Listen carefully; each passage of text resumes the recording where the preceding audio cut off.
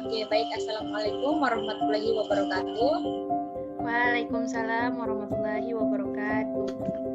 Baik, di sini kami akan mempresentasikan materi tentang menyusun tes hasil belajar bidang studi geografi untuk memenuhi tugas mata kuliah asesmen pembelajaran geografi. Oke, baik, langsung saja. Di sini kami dari kelompok 3 yang anggotanya yaitu saya sendiri Yulistiana Mahfudzutung, kemudian ada Nur Bumianti M. Baik dan Merlin Dalago. Baik, langsung saja kita masuk kepada materinya.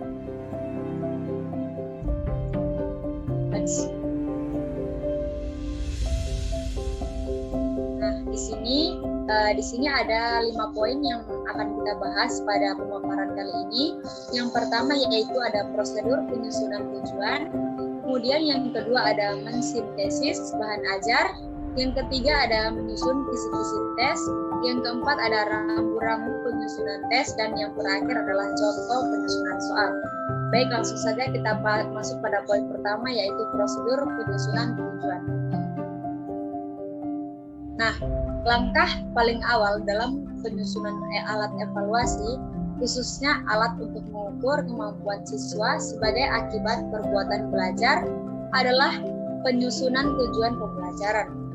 Di samping itu, penyusunan tujuan dimaksudkan agar penyusun tes memiliki pedoman tentang isi tes, hal apa yang harus dipermasalahkan, dan juga memiliki kriteria penilaian. Nah, di sini terutama kriteria penilaiannya yang bisa dipilih penilaian dengan acuan patokan atau PAP. Karena demikian, penting fungsi tujuan penyusunan tes harus merumuskannya secara cermat dan benar. Untuk mengetahui rumusan tujuan dapat ditempuh melalui cara yang pertama yaitu menjabarkan kompetisi dasar menjadi indikator.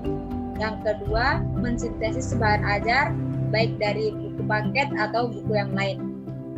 Next.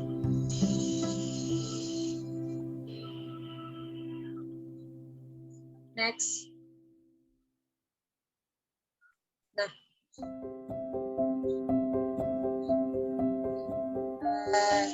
selanjutnya yang pertama kita harus jelaskan mengenai menjabarkan kompetisi dasar. Apabila cara ini dipilih, penyusunan tes pertama kali harus memilih kompetensi dasar mana yang akan segera diukur pencapaiannya. Kemudian kutip kompetisi dasar tersebut dengan indikatornya kalau belum ada dirumuskan sendiri. Itu adalah tabel contoh satu cara memilih indikator pencapaian kompetisi dasar.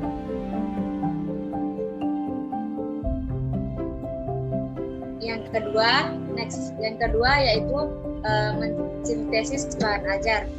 Mana prosedur ini dapat ditempuh apabila mata pelajaran tertentu yang akan diajarkan telah ada buku paket yang standar atau buku acuan yang lain yang sesuai dengan kurikulum. Apabila buku semacam itu telah tersedia, langkah pertama merumuskan tujuan adalah membaca secara komprehensif, terutama bab yang akan diajarkan. Nah, berikut ini adalah cara menentukan indikatornya. Kita bisa lihat di sini. Dan itulah tadi pemaparan materi yang dapat saya jelaskan. Kemudian dilanjutkan oleh pemateri selanjutnya. Pada Merlin, dipersilakan.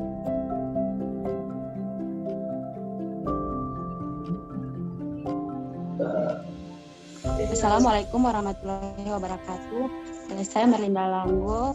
Di sini saya akan melanjutkan materi yang disampaikan oleh teman saya tadi, yaitu saya akan menjelaskan materi tentang menyusun kisi-kisi tes. Kisi-kisi tes disebut dengan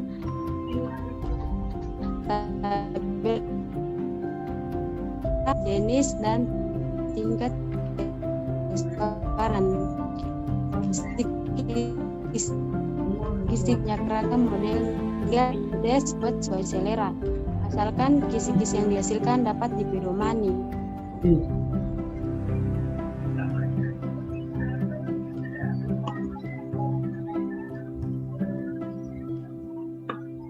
materi berikutnya yaitu tentang penyusun tes. Yang pertama, tes uraian. Apabila menyusun ini, hal-hal yang perlu diperhatikan. Yang pertama, perlu dipikirkan secara jelas tujuan dari masing-masing soal. Soal yang mengungkapkan satu kemampuan jauh lebih baik daripada soal kompleks yang sekaligus mengungkap sejumlah kemampuan. Yang kedua, masing-masing soal harus disusun sedemikian rupa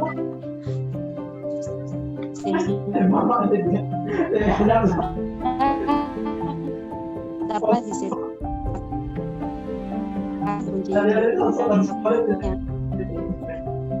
objek pilihan ganda. Apabila menyusun tes pilihan ganda, hal-hal yang perlu diperhatikan yang pertama, sistem atau pernyataan atau pertanyaan harus jelas dan mengandung satu pokok persoalan.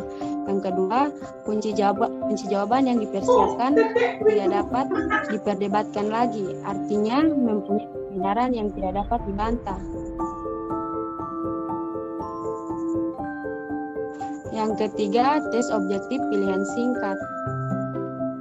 Apabila menyusun tes bentuk ini, hal yang perlu diperhatikan yang pertama, kalimat-kalimat yang dipergunakan dalam soal jangan diambil dari kata-kata verbatim atau dari buku, hendaknya menggunakan kata-kata atau kalimat sendiri. Yang kedua, kata-kata yang dihilangkan tidak boleh terlalu banyak, terutama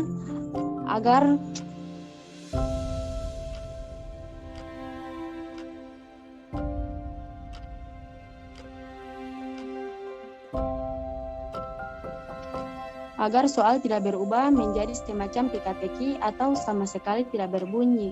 Yang keempat yaitu tes objek benar salah.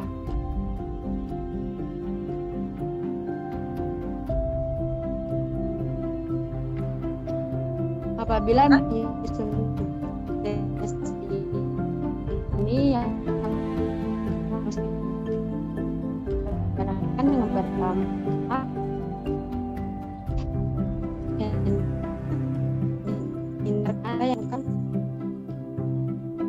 yang dapat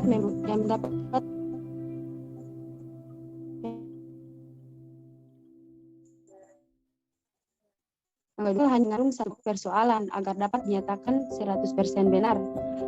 Yang kelima yaitu tes objektif memasangkan. Apabila menyusun tes bentuk ini, hal yang perlu diperhatikan yaitu masing-masing kolom yang hendak dipasangkan dari kata-kata C.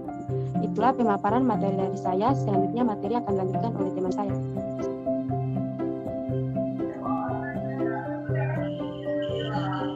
Oke, baik.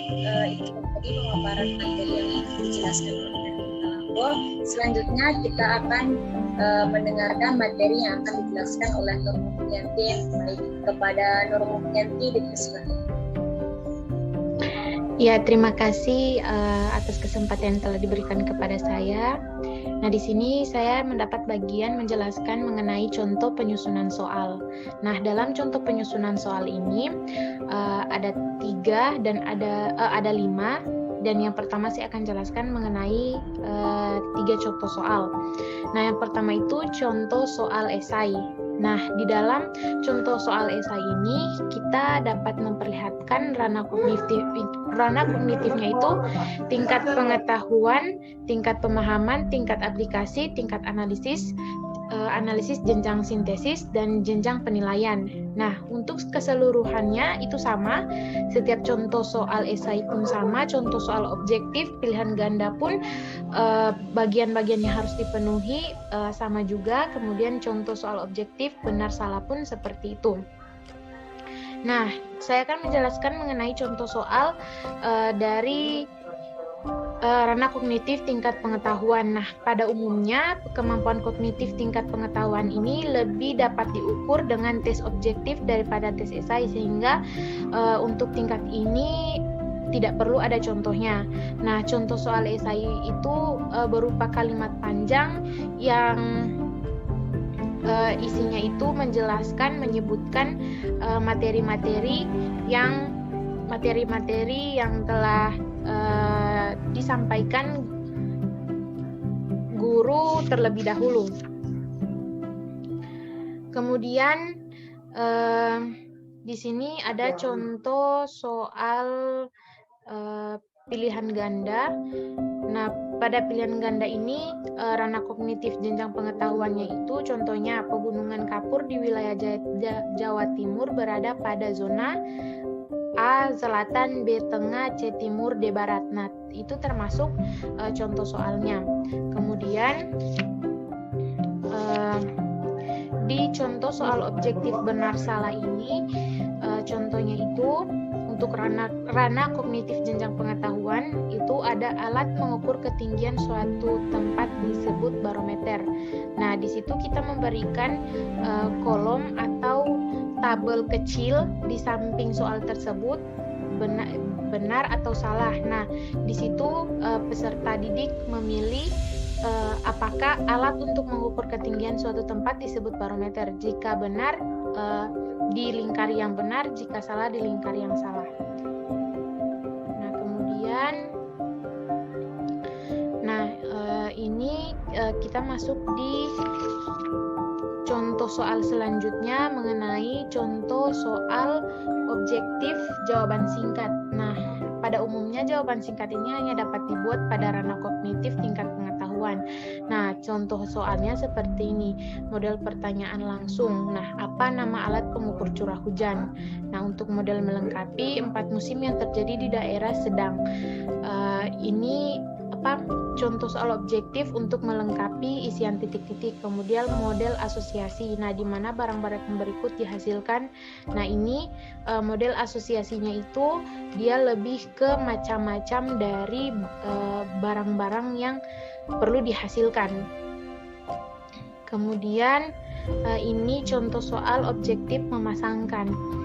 Nah, memasangkan ini dia soal jawaban singkat, soal memasangkan hanya dapat digunakan untuk mengukur kemampuan berpikir, tingkat pengetahuan, dan sedikit pemahaman. Nah, pada soal ini dia hanya mencocokkan bahwa Jepang itu ibu kotanya apa, kemudian Filipina itu ibu kotanya apa. Nah, cuman seperti itu, karena dia contoh soal objektif yang memasangkan.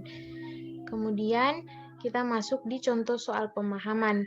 Nah, contoh soal untuk mengukur kemampuan membaca pemahaman itu, nah, ketika kita meletakkan suatu kalimat dalam satu paragraf itu, contohnya seperti ini, letak suatu wilayah dapat ditinjau secara astronomi maupun geografis. Nah, ini termasuk pemahaman. Kemudian di dalam pemahaman ini kita mencantumkan pertanyaan. Nah, apa yang dimaksud letak astronomis, kemudian apa pengaruh garis lintang dan garis bujur terhadap suatu wilayah. Nah, itu adalah contoh-contoh soal yang kita dapat buat, yang kita dapat lakukan analisis atau pengukuran hasil belajar untuk peserta didik. Nah, saya kembalikan kepada moderator. Ya, baik. Mungkin itulah tadi pemaparan materi yang dapat kami jelaskan. Semoga bermanfaat. Apabila ada kesalahan, kami dari Kelompok 3 mohon maaf yang sebesar-besarnya.